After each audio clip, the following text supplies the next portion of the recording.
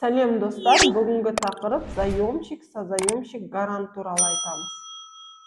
Заемщик, созаемщик, гарант бұның барлығы бір тұлға деп қарастырсақ болады.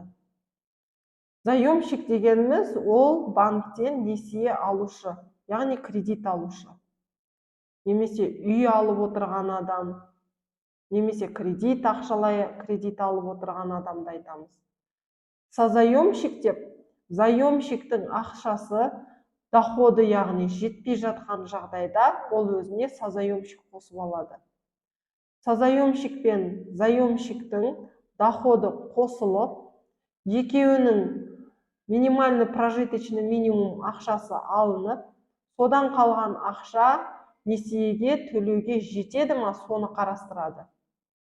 Ал гарант дегеніміз, сіз несиеңізді төлей алмай қалған жағдайда гарант келіп, сіздің несиеңізді төлеп беруге дайын болатын адам.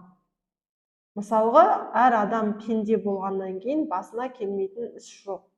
Сол уақытта гарант сіздің несиеңізді төлеуге дайын тұратын адам.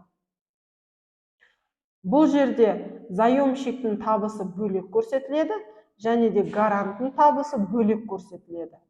Осы тақырыпта заемщик, созаемщик, гарантты осылай ажыратсақ болады.